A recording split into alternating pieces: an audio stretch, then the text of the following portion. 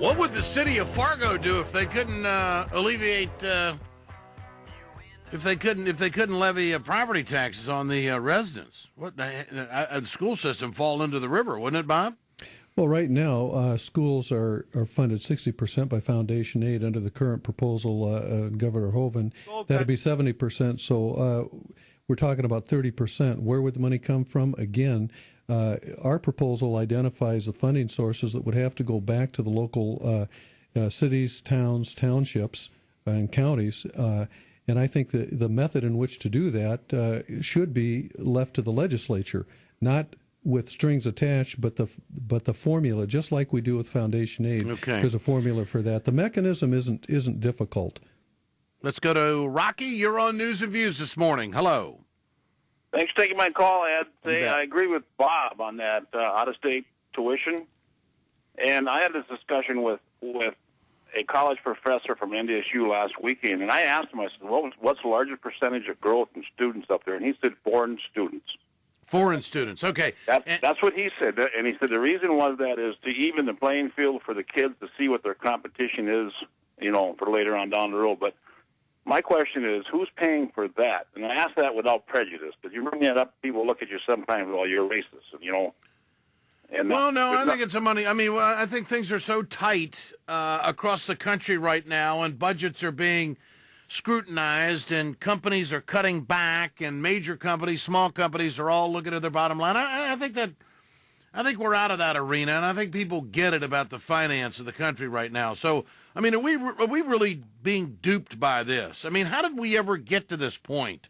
And is it terribly necessary? If that is the case, is it a waste of money? Bob, obviously, or well, let Charlene answer to this. How would you go about changing this?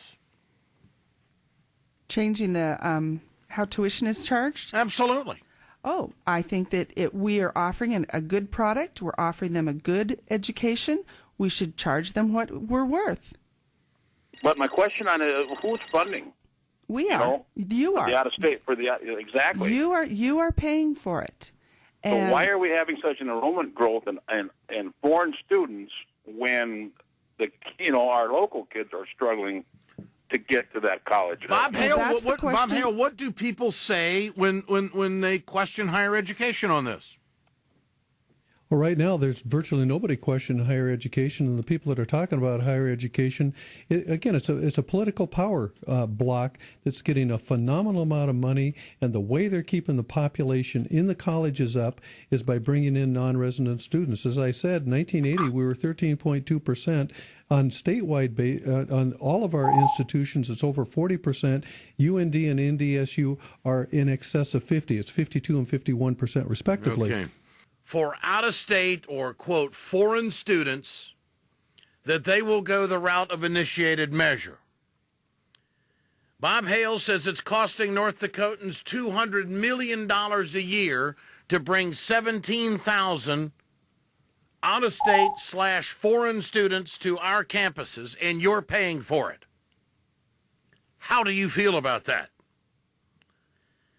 Here's what I think we need to discuss, and I think that the higher education folks are going to have to explain on this program on Monday.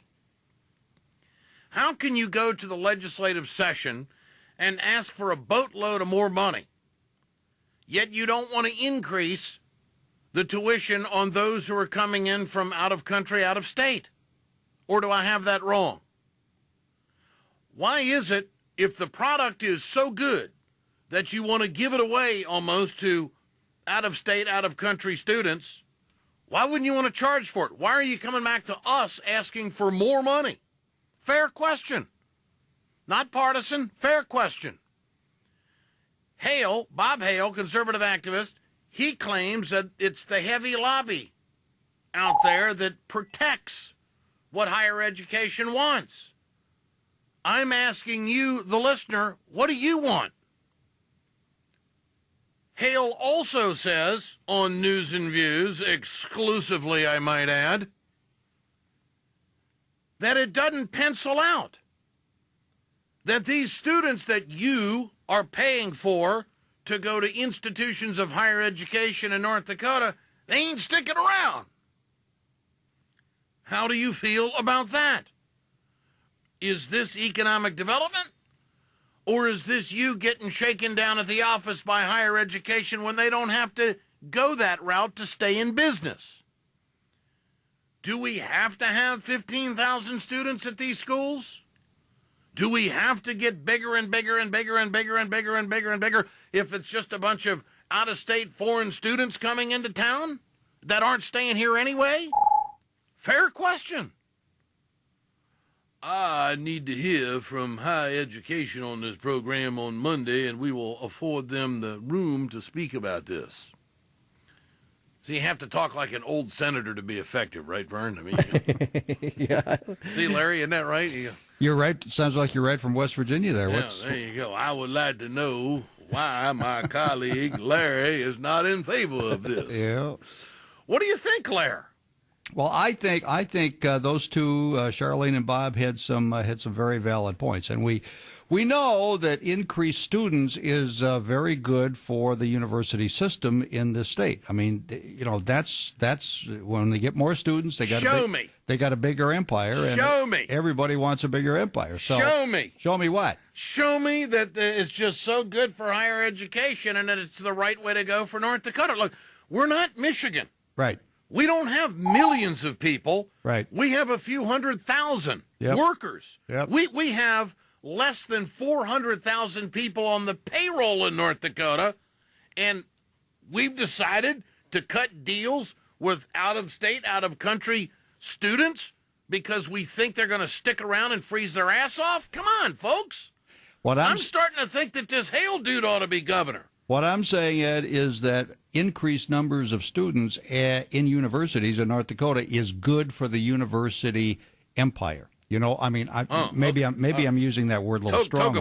Toga party. There you go. That if you're part of the university system, more students means that your empire is bigger, and therefore you got a bigger job. So they work very hard to get more students. But when we come from a low population state like this, students are tough to come by. So why don't we go and collect a few thousand of them from here, there, and the other place? You know, these are discussions that we have to have, and I think Mr. Hale asks some very provocative questions and brings up some very interesting points. That this is the time to talk about it. It doesn't do us any good to talk about this in July. Right. You know, I mean, this is the time we got to get after it. All right. Say, I was visiting with a couple of senators the other day, and they were telling me that they're not all high on this selection that Obama's making for commodities commissioner. What is that? CFTC? Yeah. What is that? That's a Commodity Futures Trading Commission. Some on the Democratic side, they're not too high on this dude that Obama's fingering for this job. Well, I find it exceedingly interesting, Ed, that there is quite a bit of Democratic disappointment in quite a few of his appointments. And I take that as a very good sign. I mean, if Obama would come in and said, okay, everybody in my cabinet, everybody that I'm going to appoint is going to be a hardcore leftist, then I'm going to get more worried than I am. But frankly, his appointments have been good. I mean, there's some exceptions. You know, he put some crazies in the EPA, but that's a good place for him.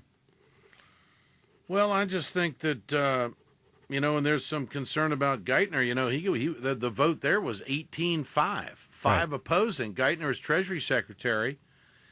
And, you know, they claim, the antis claim that, and it could be a tougher vote in the Senate than you think, that they're claiming that this Geithner had his mitts all over this mess.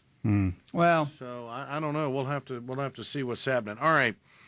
237-5948. If you're around the region, it's 1-800-880-5346. We will effort on this program on Monday, trying to get somebody from higher education to make the case. Mr. Hale has offered a debate on that. Well, after we have both sides, then we'll have Chapter 3, and we'll bring them back. And we better talk to somebody in the legislature who believes that this non-resident issue, it's an equity issue, and we got to get it all equaled up.